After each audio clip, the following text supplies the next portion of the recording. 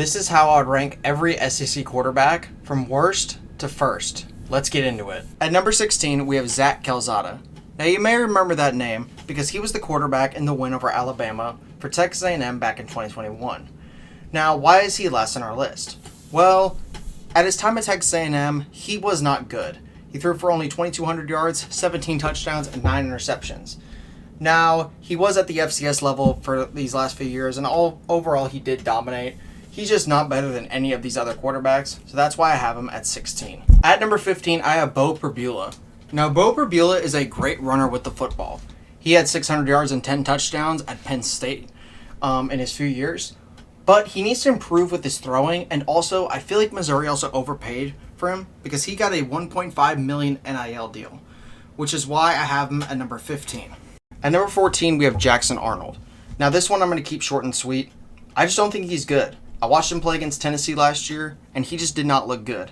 He needs to improve his decision-making, which is why I have him at number 14 on my list. At number 13, we have Joey Aguilar. If you guys don't know this, I am a diehard Tennessee Volunteers fan, so I'm very excited for this man.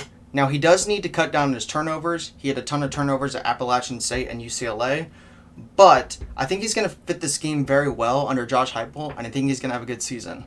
But for now, I can't have him any higher than 13 on my list. At number 12, I have Blake Shapen. This one actually shocked me. I did not realize how good this dude was last year at Mississippi State before he got injured. He threw for 8 touchdowns and only 1 interception. But obviously a shoulder injury is probably going to hurt him, which is why I only have him at number 12 on my list. At number 11, I have Ty Simpson. Now, this is really just for inexperience. I actually think he's a good quarterback, but we just haven't seen him really play yet. I mean, obviously we've seen him play against backups and stuff, but that doesn't really count. And when there's a lot of experience in the top 10, I can't have him inside my top 10. But I would not be surprised if this ranking changes later in the season. At number 10, I have Austin Simmons. Man, where do I start with Austin Simmons? One of the best athletes I've ever seen. He played in the Ole Miss baseball and football team last year. Now, he did recently just quit the baseball team to focus on football. And he's also a very smart kid with a 4.84 GPA in high school.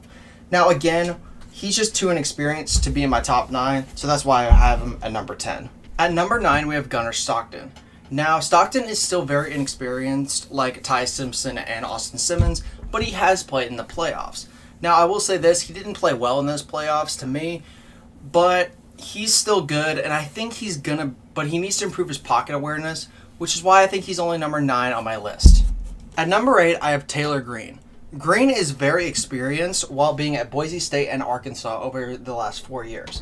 He's a good runner with the football, but he still needs to improve his passing, which is why I don't have him in my top 5. At number 7, I have Marcel Reed. Marcel Reed is a great runner with the football and also a decent passer. And also, fun fact, he played high school football like 40 minutes away from where I grew up, so that's kind of cool. But anyway, I think he's a more polished passer than Green, but he still needs to improve it, which is why I only have him at number 7. At number 6, I have Diego Pavia. Now, you're probably wondering, why is Pavia so low on this list? Well, he's a good runner with the football, but his passing ability is a little bit iffy right now for me. And also, I think he's also gotten in his head a little bit this offseason. And because of that, and because of his passing abilities, which is not great in my opinion, I can't put him in my top 5. At number 5, I have John Mateer. Bro, I did not realize how good this dude was last year at Washington State. This dude can ball. The only reason he's not in my top 4 is because of 2 reasons. One, I think there's just 4 better quarterbacks than him right now in the SEC. And number 2, I don't know about his competition he's faced at Washington State. It wasn't great.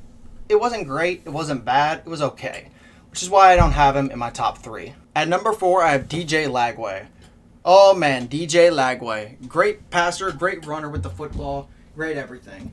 The only reason he's not in my top 3 is because I think the top 3 are all Heisman candidates for the 2025 season.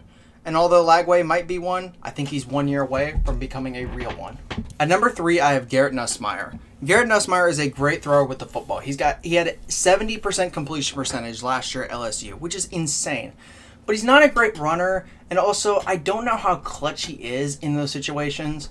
So for now, I'm going to put him at number 3. And also, I just think the top 2 are slightly better than he is. At number 2, I have Lenore Sellers. Probably my favorite quarterback in the SEC right now. Great thrower, great runner, and he is just dynamic with the. And at number 1, I have Arch Manning, the nephew of Peyton Manning and Eli Manning. has a really good arm like his uncle's, but also has wheels that we've never seen out of any Manning.